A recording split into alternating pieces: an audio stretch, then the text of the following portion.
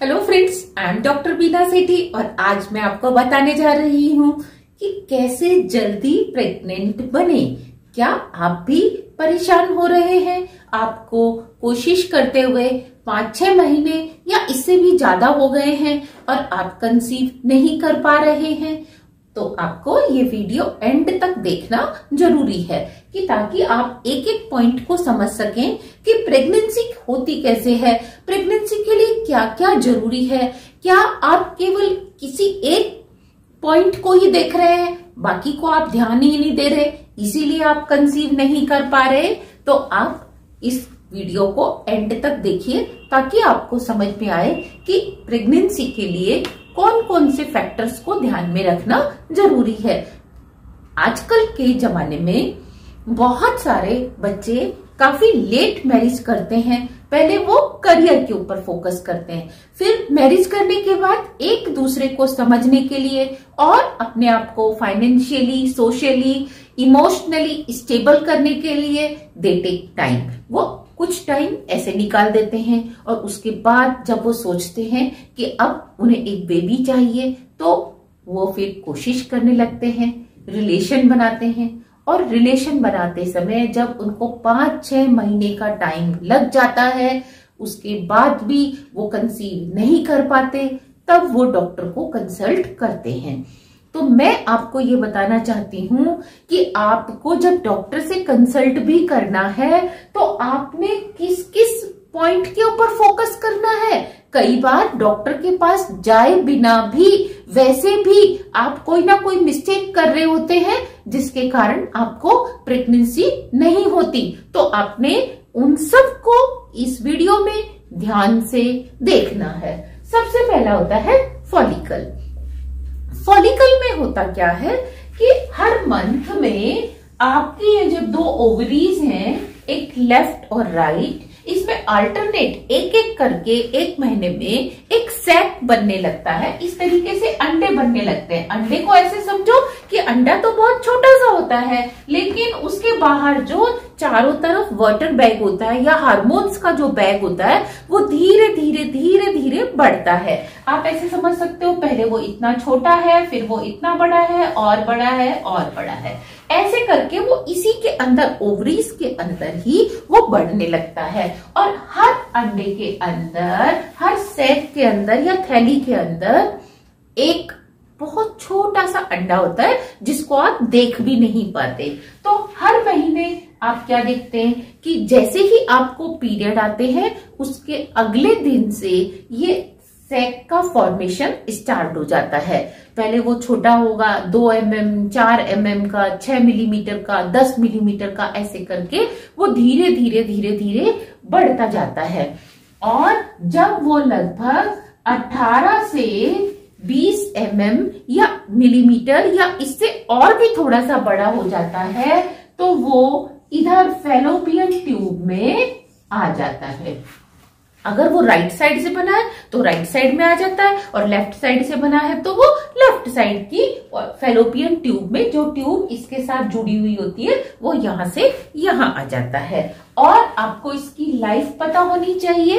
इसकी लाइफ, अगर आप यंग हैं, अभी आपकी एज समझ लो 15-16 साल से लेके 25-26 साल तक की है, 27-28 साल तक की है, तो लगभग ये 18 से 20 घंटे, कभी कभी 24 घंटे तक रहता है। और यहाँ पे आकर वो फट जाती है थैली, यानी कि वो रप्चर हो जाता है।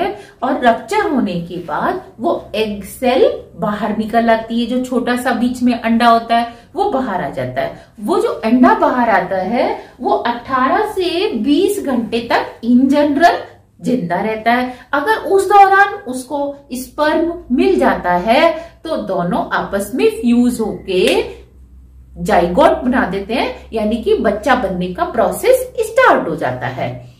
लेकिन होता क्या है कि अगर आपकी एज इससे ज्यादा है, 28 साल 30 साल से ज्यादा है, तो कभी कभी ये 18 से 20 साइज पर आता ही नहीं है, उससे पहले ही रप्चर हो जाता है, या ये 18 से 20 घंटे तक जिंदा नहीं रहता। ये कभी 10 घंटे, कभी 12 घंटे, कभी 15 घंटे बाद ही खत्म हो जाता है। यानी कि इसको अगर स्पर्म नहीं मिले तो फ्यूजन नहीं होगा और बच्चा बनने का प्रोसेस स्टार्ट नहीं होगा और ये 14 दिन बाद अगले पीरियड के साथ बाहर आ जाएगा, तो आपको प्रेगनेंसी कंसीव नहीं होगी। और आपने यहीं पे आप सबसे ज्यादा बड़ी गलती करते हैं।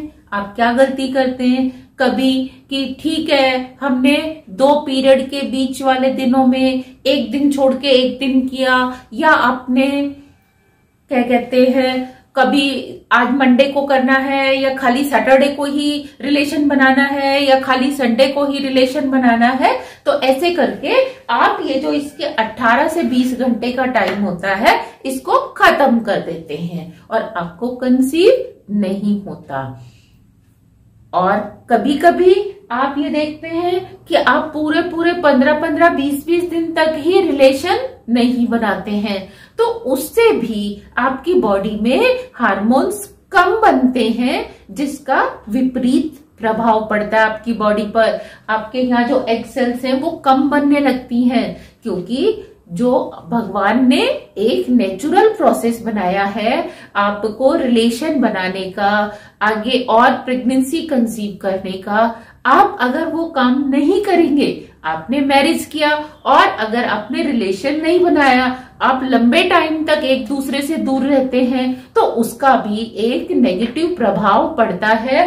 हार्मोन्स बनते ही नहीं। आप देखो कोई भी मशीन है, अगर आप उसको काम में नहीं लाएंगे तो थोड़े टाइम बाद वो जाम हो जाएगी या वो काम करना बंद कर देगी। इसी तरीके से जब आप रिलेशन बनाएंगे ही नहीं और आप उस ग्लैंड्स को काम करने का मौका ही नहीं देंगे, हार्मोन्स बनने का मौका ही नहीं देंगे, तो थोड़े टाइम बाद फिर वो हमारी बॉडी में से हार्मोन्स बनना कम हो जाते हैं। तो आपने ऐसी गलती नहीं करनी है। तो ये एक कारण होता है। दूसरा, ओवुलेशन के टाइम जब वो अंडा, जो थैली है वो फटती है, अंडा बाहर आता है, उसको हम बोलते हैं ओवुलेशन। तो जब ये ओवुलेशन होता है कभी कभी इतना मुश्किल हो जाता है कि वो थैली फटती ही नहीं है। इसके लिए डॉक्टर को आपके हार्मोन्स के इंजेक्शन देने पड़ते हैं, तब जाके ओवुलेशन होता है। तो अगर आपको काफी टाइम से नहीं हो रहा तो आप डॉक्टर से पता करिए कि आपका फॉलिकल का जो साइज है वो नहीं बढ़ रहा, छोटे साइज पे ही रप्चर हो रहा है, या वो 30 mm तक चला गया फिर भी रप्चर नहीं हो रहा। एक बात ये आपको पता करनी है। दूसरा, आपको ये पता करनी है कि वो रप्चर के लिए हार्मोन्स जो देते हैं वो आपने लेने हैं, उसको आपने मना नहीं करना है। इसके साथ में एक जरूरी काम होता है सीमन का एनालिसिस।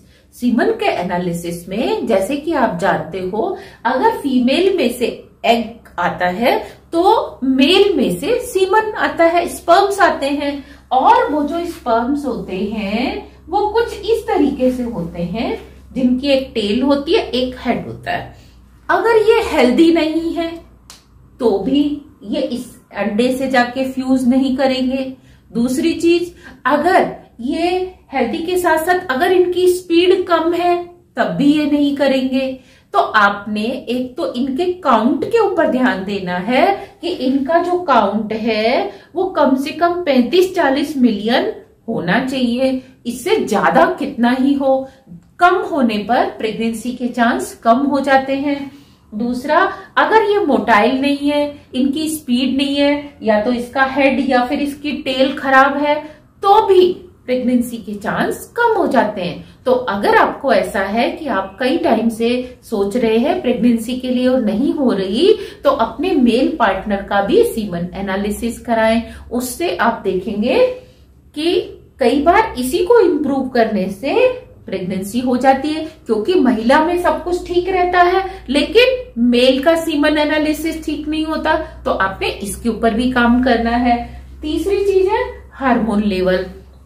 जब आप रिलेशन बनाते हैं उस समय लेडीज में जो फीमेल पार्टनर है, रिलेशन बनाते समय उसका डिस्चार्ज होना जरूरी होता है। उसमें लिक्विड या एक पानी जैसा हार्मोन का आना जरूरी होता है, क्योंकि जब यूट्रस में ऐसे जब वो यूट्रस में यहाँ सर्विक्स होता है, यहाँ वेजाइना होती है, तो जब सारे की सारे सीमन से स्पर्म्स को यहाँ छोड़ दिया जाता है तो स्पर्म्स क्या करते हैं, इस सर्विक्स के होल से निकल के इधर और इधर की तरफ चलते हैं, स्विम करते हुए, बल्कि ये कहना चाहिए स्पिन करते हुए, घूमते हुए आगे चलते हैं। तो उनको चलने के लिए जो हेल्प मिलती है वो मिलती है महिला के डिस्चार्ज से। तो जब महिला का डिस्चार्ज नहीं होगा तो वो सारे के सारे स्पर्म्स आगे तक नहीं पहुंच पाएंगे और इनको यहां से यहां तक पहुंचने में लगभग 15 या 10 मिनट का टाइम लगता है। तो जितना ज्यादा यहाँ लिक्विड का फ्लो होगा फीमेल के अंदर, उतनी ही जल्दी से आप प्रेगनेंसी करेंगे। और अगर वो फ्लो है ही नहीं, आप रिलेशन बनाते ही नहीं लंबे टाइम तक, तो आप ये देखेंगे कि ये फ्लो भी कम हो जाता है। तो आपको इस पर भी ध्यान देना है। और कभी कभी बहुत सारे जो कपल होते हैं वो टाइम की शॉर्टेज की वजह से क्या करते हैं, 5, 10, 15 मिनट में ही रिलेशन बना लेते हैं। ऐसा नहीं है। अगर आप बेबी के लिए रिलेशन बनाना चाह रहे हैं तो दोनों पार्टनर को अपनी केमिस्ट्री के हिसाब से अच्छा टाइम देना चाहिए एक दूसरे को। और जब वो अच्छा टाइम देते हैं उससे भी जो लिक्विड का फ्लो है वो अच्छा होता है, जिसको आप ऐसे भी कह सकते हैं कि उन्हें रिलेशन बनाने से पहले फोरप्ले करना चाहिए अपनी अपनी केमिस्ट्री और अपनी अपनी पसंद के हिसाब से।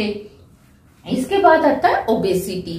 अगर बहुत ज्यादा ओबेसिटी है, यानी कि महिला या मेल या दोनों ही, अगर बहुत ज्यादा उनको ओबेसिटी है, मोटे हैं, तो उस केस में भी क्या होता है कि जो यूट्रस है वो दबी हुई रहती है। तो उसमें भी जब वो उसके ऊपर प्रेशर होता है और यहाँ आपने सीमन को डिस्चार्ज कर दिया तो वो ऊपर तक नहीं जा पाती। तो ये एक कारण हो सकता है। अगर ऐसा है तो आपको दोनों को कम करने की जरूरत है, क्योंकि मेल का भी अगर वो थोड़ा सा ज्यादा वेट है तो उससे आप देखेंगे रिलेशन ढंग से नहीं बनता। इसके बाद जो एक फैक्टर होता है कि ये जो आपकी फैलोपियन ट्यूब है, कभी कभी ये फैलोपियन ट्यूब ब्लॉक होती है, बंद होती है। देखो इधर से अंडा आएगा, इधर से बाहर निकलेगा। तो अगर ये ट्यूब ही बीच में बंद है, जैसे ये ट्यूब है और ट्यूब के बीच में यहाँ कोई ब्लॉकेज है, तो अंडा यहाँ से बन के आगे नहीं जा पाएगा क्योंकि वो बीच में ब्लॉकेज है। कभी कभी पीसीओडी, पीसीओएस की प्रॉब्लम होती है, तो उसके कारण भी आप देखते हैं कि फैलोपियन ट्यूब बंद हो जाती है, जिससे आपको प्रेगनेंसी नहीं होती। तो अगर आपको इसमें से कोई भी ऐसी दिक्कत है, आप उसके ऊपर वर्क करें और जल्दी से जल्दी कंसीव करें। और कोशिश करें शादी के बाद 30 साल से पहले तो कम से कम एक बेबी तो कर लेना चाहिए। उसके बाद आप दूसरा बेबी कभी भी कर सकते हैं, यानी कि एक तो आपके पास आ ही जाना चाहिए। इसके अंदर अगर आपको कोई डाउट है, आप हमारे कमेंट सेक्शन में लिख के पूछ सकते हैं। और आप चाहें तो हमारा जो व्हाट्सएप नंबर है उसके ऊपर भी आप कॉल करके बात कर सकते हैं। और इसके अलावा एक और चैनल हमने बनाया है, डॉक्टर बीना सेठी। आप उस चैनल के ऊपर जाकर भी हमारे वीडियोस देख सकते हैं। अलग अलग टॉपिक पर आपको अलग अलग तरह के वीडियोस मिलेंगे। All the very best, happy pregnancy. Thank you.